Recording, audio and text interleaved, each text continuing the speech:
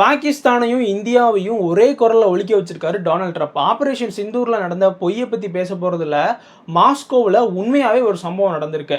இந்த ஆப்கானிஸ்தான்ல Bagram air base அப்படின்னு ஒன்று இருக்கு.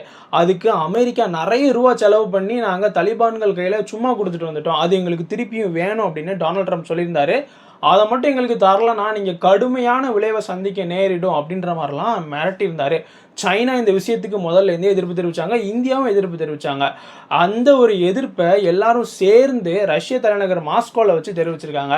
India, Russia, China, Pakistan, Iran எல்லா நாட்டு அஃபிஷியல்ஸும் சேர்ந்து மாஸ்கோவில் சந்திக்காங்க. இந்த ஒரு மீட்டிங்கில் என்ன சொல்லுதாங்க அப்படின்னா, வெளிநாட்டு படைகள் ஆப்கானிஸ்தானில் இருக்கிறது ஏற்றுக்கொள்ள முடியாது. ஏன்னா அமெரிக்கா இங்கே வந்தாங்கன்னா இந்த தெற்காசிய நாடுகளில் அமைதி ஸ்திரத்தன்மை இல்லாமல் போயிடும். அவங்க ரொம்பவே டைரக்டாக பல நாடுகளை பாக்ராம் ஏர்பேஸில் இருந்து மிரட்டிக்கிட்டு இருப்பாங்க. இந்த ஒரு பிரச்சனையை தவிர்க்கிறதுக்கு இந்த எல்லா நாடுகளும் சேர்ந்து வெளிநாட்டு படைகள் ஆப்கானிஸ்தானில் இருக்கிறது அன்அக்செப்டபிள், ஏற்றுக்கொள்ள முடியாது அப்படின்னு அமெரிக்கா மற்றும் டொனால்ட் ட்ரம்ப் பேரை குறிப்பிடாமல் ஒரு எச்சரிக்கையை அமெரிக்காவுக்கு கொடுத்துருக்காங்க. இந்த ஒரு விஷயம் அப்படின்றது இந்த பாகிஸ்தான், இந்தியா, சைனா, ரஷ்யாவெல்லாம் ஒன்றா சேர்த்து வச்ச ட்ரம்ப்புக்கு ஒரு மிகப்பெரிய பெருமையடைய வச்சிருக்கு. அவர் நோபல் பீஸ் பிரைஸ்க்கு தகுதியான ஆளுதான்ப்பா அப்படின்ற மாதிரி இந்த ஒரு விஷயத்தை வச்சு அவர் எல்லாரும் இப்போ ஓட்டிக்கிட்டு இருக்காங்க.